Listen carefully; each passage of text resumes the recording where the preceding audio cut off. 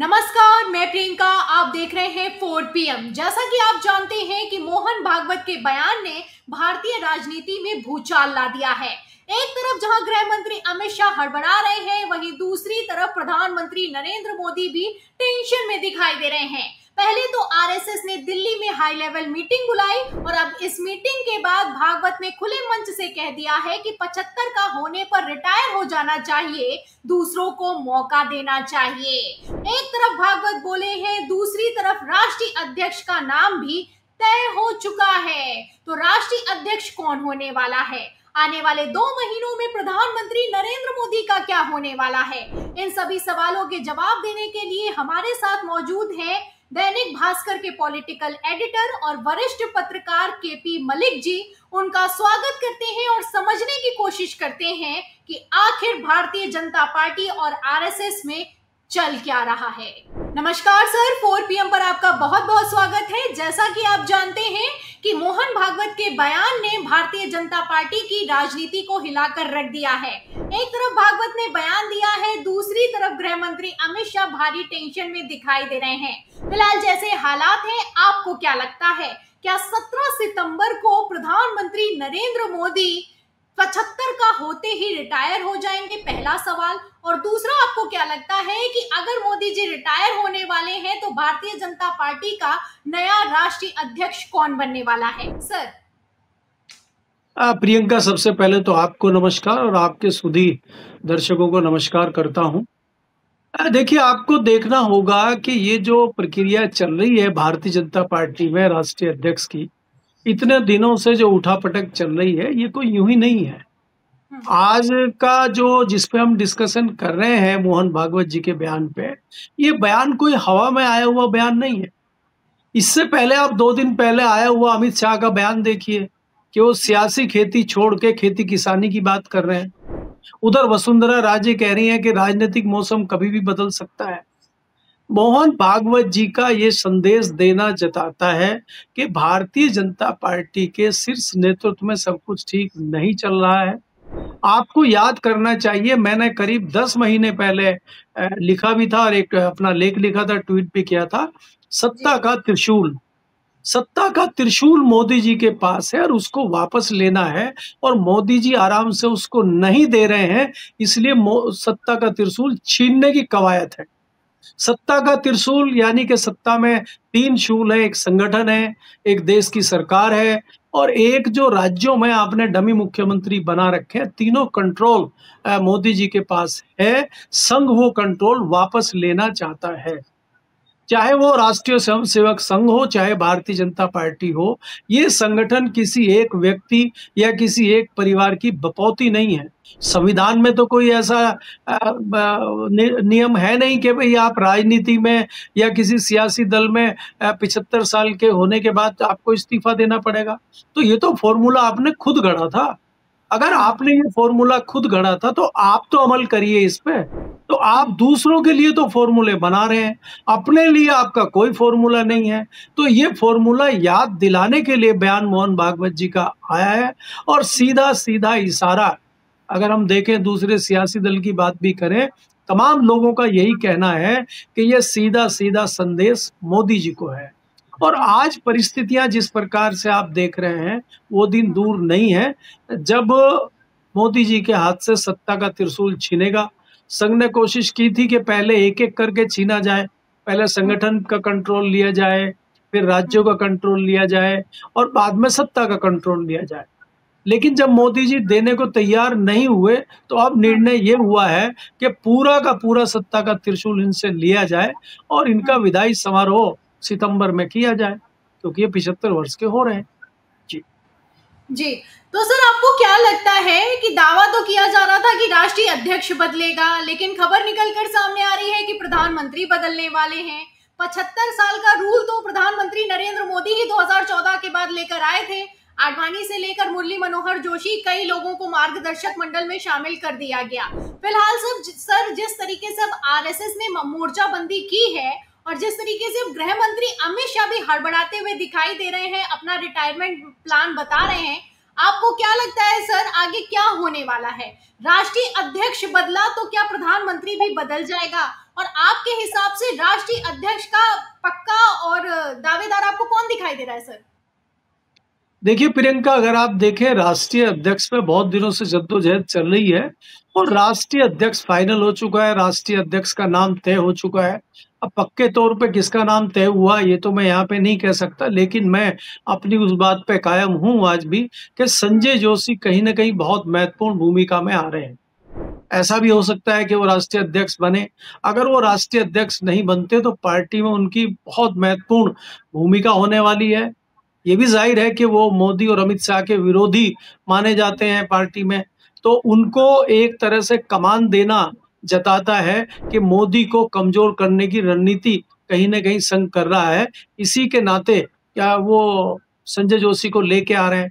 उसी के नाते आप देखेंगे कि चाहे शिवराज चौहान हो और चाहे वसुंधरा राजे हों, उनको राज्यों के साथ-साथ केंद्र में भी मजबूत करने की रणनीति संघ बना रहा है। उसी के तहत ये सारी चीज़ें चल रही हैं। अब राष्ट्रीय अध्यक्ष कौन होगा जो आपने सवाल पूछा है, नाम तो मैं नहीं बता सकता, लेकिन जो भी होगा बहुत जल्दी अगले महीने से 21 तारीख से, इसी महीने 21 तारीख से पार्लियामेंट का सेशन है, तो मुझे लगता है 10 दिन के अंदर हमें नया राष्ट्रीय अध्यक्ष भारतीय जनता पार्टी का मिल जाएगा। सर खबरें तो राजनाथ सिंह के नाम की भी चल रही है, राजनाथ सिंह का भी प्रस्ताव दिया गया है। दावा ये किया जा रहा है कि आरएसएस भी राजी है और भारतीय जनता पार्टी भी राजी है, क्योंकि आरएसएस की भी मान लेते हैं राजनाथ सिंह और भारतीय जनता पार्टी के भी दबाव में आ जाते हैं। तो एक तरीके का डमी राष्ट्रीय अध्यक्ष बन सकता है क्या सर? संजय जोशी अगर बने तो जाहिर है कि मोदी शाह की नींव हिलने वाली है, लेकिन अगर राजनाथ सिंह राष्ट्रीय अध्यक्ष बन गए तो आपको क्या दिखाई दे रहा है सर? क्या भविष्य होगा भारतीय जनता पार्टी का? देखिए प्रियंका, अगर राष्ट्रीय अध्यक्ष राजनाथ जी बनते हैं, राष्ट्रीय अध्यक्ष बनने के बाद भी वो इनकी सुनेंगे, इसमें कोई ऐसी बात नहीं है कि ये कंट्रोल पकड़ के रखेंगे और राजनाथ जी सिर्फ इन्हीं की बात सुनेंगे, उनका अपना भी कंट्रोल होगा। ऐसा नहीं है, वो पहले भी राष्ट्रीय अध्यक्ष रहे हैं। दूसरी बात ये है कि भले ही राजनाथ जी राष्ट्रीय अध्यक्ष रहें, उनके ऊपर जो कमान रहेगी या उनको मजबूर अब आप देखिए आज की डेट में नड्डा जी राष्ट्रीय अध्यक्ष हैं। चला कौन रहा है? अमित शाह जी चला रहे हैं। तो राष्ट्रीय अध्यक्ष भले ही राजनाथ जी हों, लेकिन जो महत्वपूर्ण निर्णय लेंगे उनमें सहमति संजय जोशी की होगी, ये आप देखेंगे। दूसरी बात यह है कि राष्ट्रीय अध्यक्ष कोई भी बने, मैंने पहले ही कहा, कमान जो है और महत्वपूर्ण जो उसमें साझेदारी हिस्सेदारी रहेगी वो संजय जोशी की होगी। इसके अलावा आपको ये देखना होगा कि अगर आप राजनाथ जी हों, गडकरी जी हों, दूसरे लोग हों, अगर सरकार में भी ये लोग आते हैं, कल को आप राष्ट्रीय अध्यक्ष की बात कर रहे हैं, अगर प्रधानमंत्री भी राजनाथ बनते हैं या गडकरी बनते हैं, तो वो मोदी जी की जगह नहीं ले सकते हैं, ऐसा कुछ नहीं है। जो सियासी दल आपको छोड़ के चले गए हैं या वाजपेयी जी के टाइम पे आपके साथ रहे हैं, उनको साधने में राजनाथ जी भी पीछे नहीं रहेंगे और गडकरी जी भी नहीं रहेंगे, और वो बड़े खुश होकर इनके साथ आ सकते हैं। ममता बनर्जी भी इनकी सहयोगी रही हैं, तमिलनाडु का दल भी इनका सहयोगी रहा है और शिवसेना भी इनके साथ रही है, वापस आ सकती है। तो कोई ऐसा हो जाएगा कि मोदी के बाद जो है सरकार चलाना मुश्किल हो जाएगा या भारतीय जनता पार्टी में तबाही आ जाएगी, ऐसा कुछ नहीं है। लोग आते रहते हैं, जाते रहते हैं। अब मोदी जी का 2024 से पहले का जो जलवा था वो नहीं बचा है। 2024 तक मोदी जी ने बहुत जबरदस्त पार्टी को ऊपर तक पहुंचाया है, सारी चीजें की हैं, लेकिन 24 के बाद उनके चेहरे की चमक और उनका जो जलवा था वो समाप्त हो चुका है, मेरा ये मानना है। आपने सर गडकरी के नाम का जिक्र किया, तो गडकरी तो पहले भी जब 2024 में ही शपथ ली थी प्रधानमंत्री नरेंद्र मोदी ने, तो कई तरह के उन्होंने बयान दिए। उन्होंने कहा कि मुझे ऑफर मिला था प्रधानमंत्री बनने का, लेकिन मैंने ठुकरा दिया, और उन्होंने कई तरह के बयान दिए। और एक अभी लेटेस्ट उन्होंने ये बयान दिया है कि गरीबी लगातार बढ़ती जा रही है, मनमोहन सिंह और नरसिम्हा राव ने अच्छा काम किया। तो सर इस तरीके के बयान जो नितिन गडकरी की तरफ से निकलकर सामने आ रहे हैं, आपको क्या लगता है, क्या वो नितिन गडकरी प्रधानमंत्री पद के दावेदारी पर फिर से अपना दावा ठोक रहे हैं? आपकी क्या राय है सर? अगर मोदी जी गए तो क्या गडकरी आएंगे या फिर कि योगी जी भी प्रबल दावेदार हैं? क्योंकि निशिकांत दुबे का भी बयान सर अपने आप में देखने लायक है। उन्होंने कह दिया दिल्ली में जगह नहीं है और 15 से 25 साल तक जगह नहीं है। सर देखिए, इस सारी कवायद में निशिकांत दुबे को बहुत महत्वपूर्ण मैं नहीं मानता हूँ। वो हम्म। तो मोदी खेमे के हैं और उनसे बयान दिलवा दिए जाते हैं। लेकिन हमें यहाँ ये देखना होगा, योगी ने भी कुछ दिन पहले बयान दिया था कि अगर हम्म। हमें कोई दिक्कत होती है तो हम तो अपना झोला उठा के मठ में चले जाएँगे। तो वो तो मठ से वापस राजनीति में आए। मठ में तो वो भगवान बुद्ध गए थे, अपना सारा राजपाट छोड़ के मठ पे चले गए थे। और बाबा हम्म। तो मठ छोड़ के राजनीति में आए, तो इतनी आसानी से ये मठ पे नहीं जाएँगे। अगर ये जाएँगे तो दिल्ली से लखनऊ से दिल्ली ही जाएँगे, एक बात। दूसरी बात ये है कि मैंने जैसा आपको कहा कि भारतीय जनता पार्टी हो चाहे संघ हो, ये किसी एक व्यक्ति की बपौती नहीं है। संघ का एक तरीका रहा है, भारतीय जनता पार्टी के शीर्ष पे जो बैठता है, वो आसानी से हटना नहीं चाहता। अब अगर आप देखें, अडवाणी जी हटना नहीं चाहते थे और सफल हो नहीं रहे थे वो। तो इसलिए आरएसएस ने उनको हटाने के लिए तमाम कोशिशें की। पहले राजनाथ को लाए, वो नहीं हटा पाए। उसके बाद गडकरी को लाए, वो नहीं हटा पाए। और तीसरी बार जब मोदी को लाया गया, तो मोदी ने उनको रिप्लेस किया। तो आज मोदी को रिप्लेस करने के लिए कोई ऐसा जाना-माना चेहरा आरएसएस को समझ में नहीं आ रहा है। इसीलिए आरएसएस गडकरी को आगे कर रही है और कोशिश कर रही है कि गडकरी को आगे करके मोदी को हटाया जाए। गडकरी के साथ-साथ ये भी हो सकता है कि चेहरा गडकरी को बनाया जाए, फ्रंट पे गडकरी को रखा जाए और पीछे से फडणवीस को ले आए। तो आरएसएस की अपनी रणनीति है, जो बहुत सारी चीज़ें आपको आने वाले समय में दिखाई देंगी।